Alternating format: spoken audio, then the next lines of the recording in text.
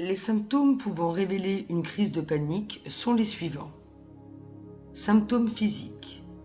Pouls accéléré, tension artérielle plus élevée, palpitations, vertige, bouche sèche, douleur dans la poitrine, nausées, sensation de suffocation, maux de tête, transpiration, visage devenant blême, hyperventilation, fourmillement dans les bras et les jambes, sensation soudaine de chaud ou de froid, sentiment d'irréalité, peur de perdre le contrôle, crainte de mourir. Symptômes psychiques, déréalisation, impression de perdre notre caractère réel, dépersonnalisation. Voici maintenant les symptômes du trouble obsessionnel compulsif, soit le TOC. Les critères suivants doivent être remplis pour que l'on puisse parler de TOC. 1. Éprouver des pensées obsessionnelles ou accomplir des actions obsessionnelles fréquemment. 2. Être conscient de l'inutilité de ces actions. 3. Nos actions et pensées causent une souffrance considérable dans divers domaines de la vie.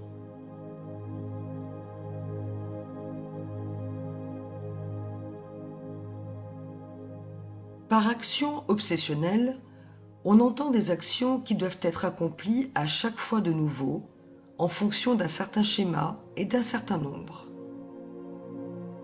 Les pensées obsessionnelles sont des pensées intrusives, sous forme d'idées, représentations ou impulsions, qui peuvent mettre en branle des pensées obsessionnelles qu'on essaie souvent de détourner. D'après les recherches sur le TOC, 4 grands domaines de pensée et actions obsessionnelles peuvent être distingués. Obsession religieuse, corporelle ou sexuelle. Obsession de l'ordre symétrique. Propreté. Collection et accumulation. Dans un autre domaine, l'anxiété peut être provoquée par un trouble de stress post-traumatique, suite à un événement vécu, violent ou bouleversant. Voici quelques exemples d'événements bouleversants pouvant se trouver à la source d'un stress post-traumatique. Un hold-up, une attaque terroriste, un viol ou une agression, les guerres, les accidents de la circulation.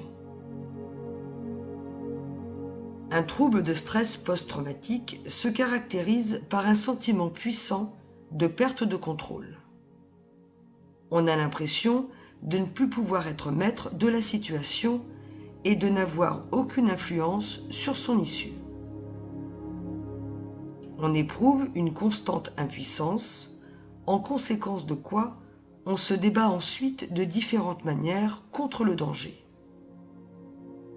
Ce sentiment d'anxiété et d'impuissance n'est pas seulement présent dans les situations qui font penser au traumatisme, mais aussi dans la vie de tous les jours. L'anxiété et le stress qui en découlent ont donc une grande influence sur le quotidien. Ils affaiblissent notre système immunitaire, fragilisent notre esprit et notre corps et mettent en place des phobies qui nous isolent socialement.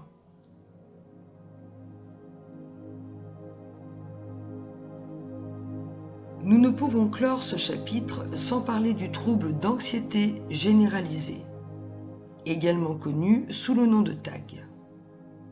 Dans ce cas, nous sommes souvent anxieux, à la fois pour diverses raisons, mais aussi dans diverses situations. On peut parler de TAG si l'on éprouve une anxiété ou une préoccupation constante dans différentes situations.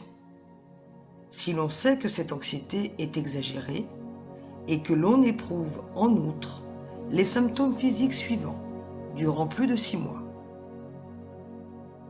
Fatigue, problème de concentration, tension musculaire, problème de sommeil. Souvent, nous ne savons pas que nous souffrons d'un TAG et nous nous imaginons des maux inexplicables pour certains médecins, jusqu'à souffrir d'hypocondrie. En voici les conséquences s'ils ne sont pas traités. Autres troubles anxieux, dépression, maladie du cœur et cardiovasculaire, diabète, maux de tête, douleurs musculaires, palpitations, sueur abondante, affections physiques chroniques. Comme pour toute autre forme d'anxiété, il existe des facteurs biologiques et des facteurs environnementaux susceptibles d'augmenter le risque de développer un trouble anxieux généralisé. Si l'affection par un TAG est déjà présente dans notre famille, nous pourrions y être plus vulnérables. En d'autres mots, le facteur héréditaire peut jouer.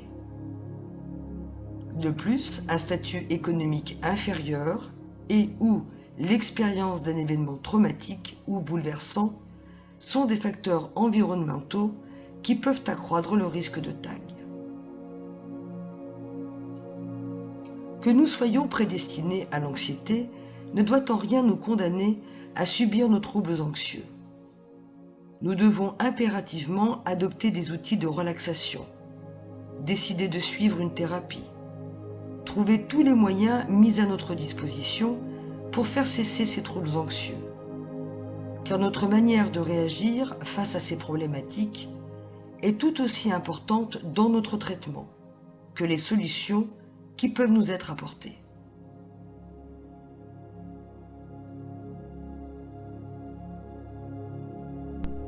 La méthode de traitement dépend des symptômes et du type de trouble anxieux. En général, les gens préfèrent un traitement thérapeutique, type thérapie comportementale et cognitive. Et cette méthode connaît les meilleurs résultats parce qu'elle permet de déconstruire les schémas qui provoquent l'anxiété. Il peut cependant être conseillé, lorsque la seule thérapie ne suffit pas, d'entamer un traitement médicamenteux sur une certaine durée. Il est aussi fortement conseillé de faire un travail sur le corps, afin de mieux l'écouter, car c'est en lui que se logent nos émotions. Sophrologie, relaxation en tout genre, massage énergétique, méditation, formation à la pleine conscience, yoga et bien d'autres méthodes sont autant de bonus pour nous aider à vaincre notre anxiété.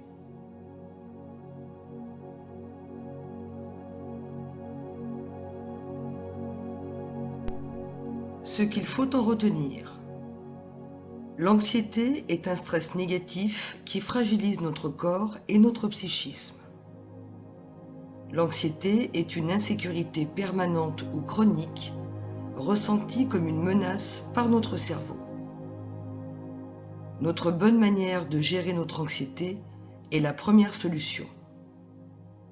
L'anxiété saine nous préserve de dangers. L'anxiété malsaine met en place des évitements et des phobies. Préférez nous focaliser sur les solutions plutôt que sur nos symptômes. 20% de la population connaît cette vulnérabilité biologique. Les facteurs environnementaux ont plus d'influence sur notre anxiété que nos facteurs biologiques. L'anxieux ne vit pas dans le présent. Il anticipe le pire du futur. L'anxieux ne délègue pas. Il doit avoir l'impression de tout contrôler. L'anxieux s'épuise à force de trop de gestion et de stress répété. Nous sommes devenus anxieux par mimétisme parental. Nous sommes devenus anxieux à cause de traumatismes de vie. Nous sommes anxieux à cause de certains phénomènes culturels, les médias, les idées religieuses. Le mécanisme de défense pour tenter d'oublier nos blessures peut générer de l'anxiété à la longue. De la simple gêne à la crise de panique, selon notre degré d'anxiété. L'anxiété peut déterminer notre vie en cas de symptômes lourds et nous isoler socialement. L'anxiété de l'anxiété, la peur d'avoir des crises d'angoisse, des thérapies et des outils existent, n'attendons plus pour nous faire aider.